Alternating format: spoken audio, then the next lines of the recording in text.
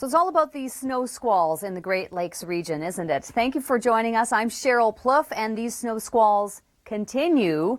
We have seen a shift in the wind direction, which subsequently has had an impact on the Great Lakes basin, and it's not going to stop, at least for today. But let's turn it over to Kevin and see what things are like in Oakville. A very intense band of snow squall activity from Lake Huron right down in this area, so we'll definitely be following the radar at that time, but that's later this evening. This is where we have watches and warnings and advisories in place, still again with that westerly flow off Georgian Bay and Lake Huron, seeing the hardest hit area. Actually, this map really gives you a good sense of that one squall that we're expecting to be an issue down toward Goderich, and that would be more in the evening. Of course, then there's the Buffalo story, and you can see galleries of photos and videos online at theweathernetwork.com. So we've got that flow. Friday, for the most part, is a bit of a break. We're turning the corner on Friday. See this? I don't know if you see it here. No. But there's a high-pressure ridge due to our south. As that continues to push to the east, it does bring us more of a return flow, and that's a warmer flow. We're actually setting ourselves up for a November thaw heading into next week, and Monday is the day that we release our winter outlook. It'll be, ironically, the day that we start to see some warmth. We're talking about temperatures that could be reaching into that. There's that ridge of high pressure. It gives you a better, just look at this. Monday, 12 degrees with rain, and then the temperatures drop. We have more flurries by later next week. So thank you very much, Kasha. And the word here behind the scenes at the Weather Network is that the team may actually be stuck in Parry Sound. They made their way up there, but try coming back. We've got problems and road closures, and that's what I mean. They may not actually be able to come back at all. So this is what we're talking about with our snowfall forecast through Friday, and that's because we're going to be seeing more of a return flow, warmer temperatures. Just want to mention this particular band, which will set up more in the late afternoon and evening, Goderich and down toward probably west of London, toward maybe even Strathroy, could be getting some very intense snowfall later today. Right now we're dealing more with a westerly flow. It's still a southwest flow with the wind off of the long fetch on Lake Erie. Clearly, places in western New York are being still hit by snow. Another 3 feet may come on top of the 6+ that's already happened south of Buffalo. When we look at the flow now for Friday, this is warmer. We're going to turn the corner. This ridge of high pressure moves and it goes in a clockwise rotation. So then we start to get southwesterlies.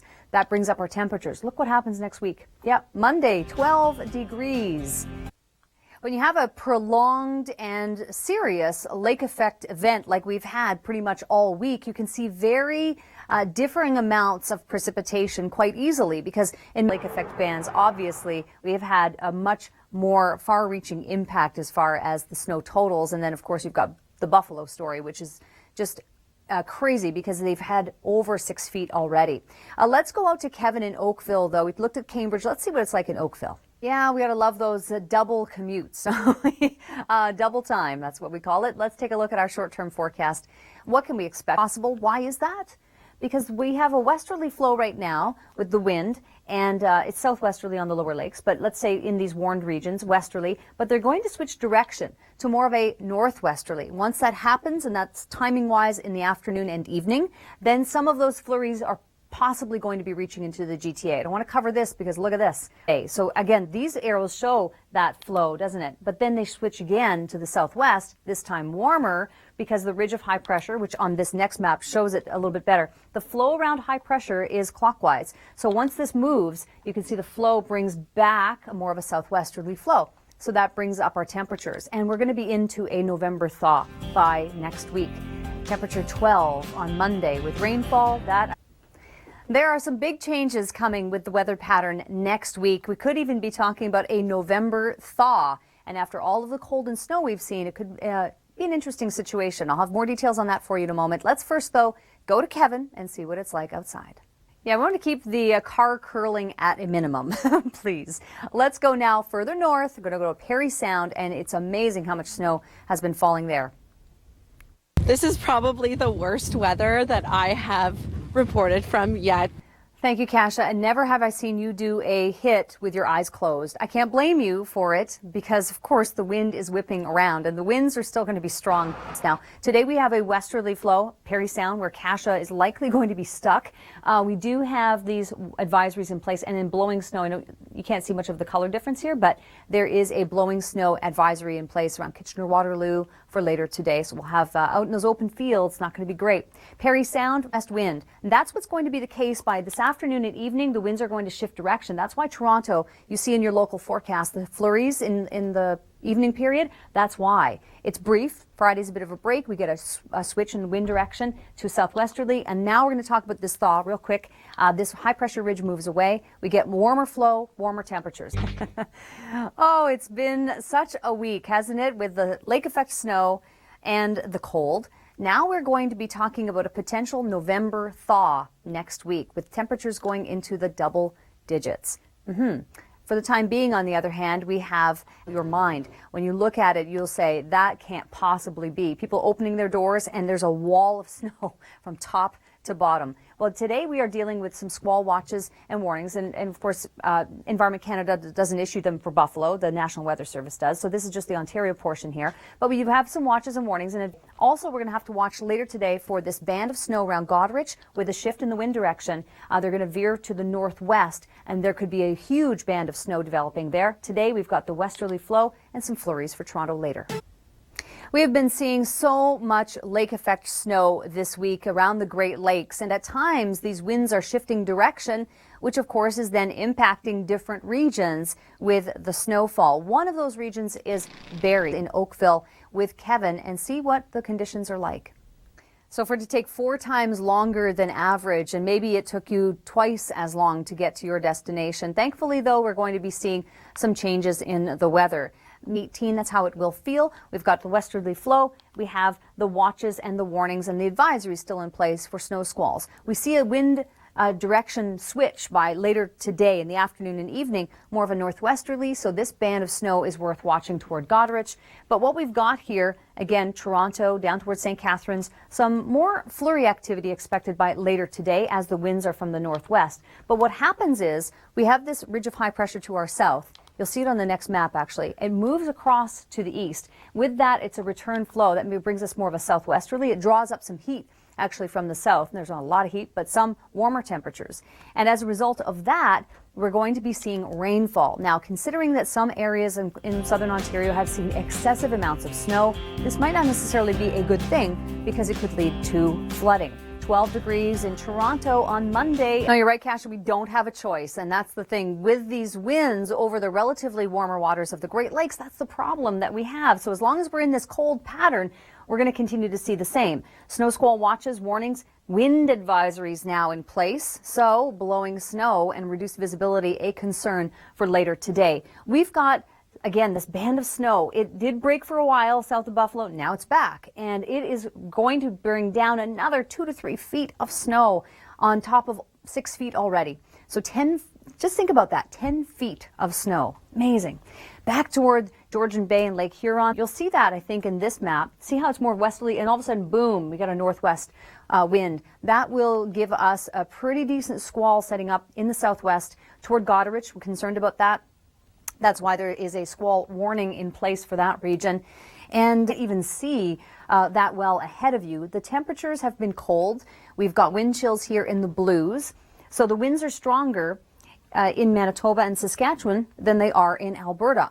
Cambridge Bay, minus 40 wind chill in the far north. Yeah, we do have a rain system, 30, 40 millimeters of rain for Vancouver quite easily. A couple of low pressure systems will be developing across the prairies. And with that, we're going to be seeing some flurry activity, some mixing possible tomorrow, wet snow showers in Edmonton, for example. And then the weather highlights for Friday, still wet on the west coast. Well, you know what, Margot? Right now, we do have Environment Canada issued freezing rain warnings in northern parts of the province. So it's all north of Edmonton, but nevertheless, we do have to watch Edmonton and the capital region for tomorrow because we may see some wet snow showers coming in with our low pressure system. For the time being, though, the temps are very cold in the eastern prairies. I mean, look at these wind chill values in blue here in the minus mid-teens in most cases by the time we get through the afternoon, but it's not as windy. We have a westerly downsloping wind, and it's south of this. Well, it's basically in the warm sector of this low pressure system. So that's helping to keep our temperatures a little bit more moderate than areas in the eastern prairies. Let's go to Vancouver and check out 50 millimeters of rain expected with this low pressure system that's on its way in. And as is the case, the conditions are becoming more unsettled in the north. We have another low pressure system developing from this on the leeward side of the Rockies. When we get into Saturday, that will likely present some snowfall in Calgary, for example. Not a lot. These are fast-moving low-pressure systems, so they're not able to put down so much precipitation. On the BC coast, on the other hand, we'll expect no more than about 40 millimeters of rain. In the west side of the island, we've had a lot of snowfall, and that's because we've had a westerly wind, and that's been picking up the moisture from the Gulf of St. Lawrence. It's resulted in about 20 centimeters of snow. Now we have another low-pressure system coming through, but it's warmer, and it will bring some rainfall to St. John's. Back across the Maritimes, we see a little bit of activity near, say, the Cabot Strait, but for the moment may not bode well for those who have a lot of snow on the ground because we could possibly be talking about flooding next week. Well, Margot, right now the Environment Canada issued freezing rain warning looks like this. I mean, there's Edmonton, so obviously it's still well to the north, but Fort McMurray, so we're definitely watching it with interest because we want to see whether or not we're going to see some snow showers and mixing and some maybe possibly freezing rain on the north side of the capital region by morning. But, you know, the big thing with this is that it brings up the temperatures across the prairies. We've been so cold in the eastern prairies, and some moderation would be maybe a little bit of a glimmer of hope. In terms of the BC coast, low pressure systems come out of that, bringing some flurries across the prairies, but they're quick movers. Let's turn it over to Kevin in Oakville and talk about that snowfall. Well, temperatures in northern Ontario are definitely cold too, Kevin. So we're sharing in the cold pretty much everywhere, but moderations are on the way by next week. We could even be in a November thaw by Monday. Thank you, Kasia. Out in the cold and the snow. Well, we do have a lot of warnings and watches still in place. Advisories for blowing snow. Now, that's the newest addition to this map. So we will see reduced visibility in that blowing snow throughout the day. For the most part, these are westerly winds, although south of Lake Erie, that's more of a southwesterly, south of Buffalo still being hit by those massive squalls. But you can see the scope of it, but a warming trend to the point where we have the teens, are talking double-digit temperatures. That will not necessarily be a good thing because it could lead to flooding. We'll have more on that, of course, as the weekend goes on and see how that progresses. But at this point in eastern Canada, the sea effect snow continues for western Newfoundland, so we might pick up another 20 centimeters, which is exactly what we saw the last couple of days. Eastern Newfoundland, on the other hand, it's rain. I think you'll get a good sense of it here, where we start to see the warming Saturday, Sunday, Monday, and Tuesday of next week. Look at that. See, the temperatures are rising significantly to the point where we may have some flooding concerns in areas that have seen so much snow. There's so much snow around the GTA, thankfully, but Buffalo, think about 10 feet of snow and massive melting and rapid melting. Back across Western Canada, we're going to be talking about you at length about coming up. All the hardy Canadians are out there just with a sweater on. That's it. Thank you so much, Kasia. I, for one, am full parka, no question. We do have some cold temperatures today and snow squall watches, warnings, and blowing snow advisories, too, for southern Ontario through the southwest in particular. So some very treacherous driving conditions in some cases through southwestern Ontario, especially later today. We still have generally the southwest wind on the lower lakes, and then up toward northern areas of north of Toronto, I should say, toward Georgian Bay and Lake Huron. It's almost a west-southwest wind that's set up at this time, but we're going to be seeing the winds shifting direction. So with that northwest switch in wind direction, we're going to watch down toward the Goderich area. This area could be getting hammered with snowfall later on today. Now in Halifax, and then next week, we have temperatures in the teens, mid-teens. So the November thaw is on its way to eastern Canada by the time we get to next week. There goes our low pressure system. We've had some snow in the west of Newfoundland. We're going to continue to see that too. Rainfall, though, further east, including in St. John's and then back toward Nova Scotia. This ridge of high pressure does move further east. It does bring a return flow. We're starting to tap into some warmer air from the U.S., right? That brings up the temperatures. This low pressure system is likely to be a rainmaker, and the temperatures are going to be going up into the teens by next week. So that will not bode well for places that have seen so much snow, because that means that there's going to be a significant melt, right? Friday, weather highlights brisk across the east. And here comes a low pressure system that will bring some snowfall to Edmonton and Calgary, although likely some very low totals. These are fast moving systems that move across the prairies. To be able to get out of that area, which of course has been hit by the snow squalls. And it is really an emergency situation. The National Guard is on hand because keep in mind that areas in western New York, like south of Buffalo, have seen over 6 feet of snow already. But what kind of impact is that having on the ground? Yeah, and that is a concern as we go into next week. We're talking temperatures in southern Ontario in the mid-teens and maybe a tad warmer south of Buffalo. That could be a huge problem with flooding. So we will be keeping tabs on that, I'm sure. To the northwest later today, maybe some flurries reaching into Toronto as well. Not going to be seeing epic snowfall, but maybe a few flurries for your drive home on a Thursday in the GTA.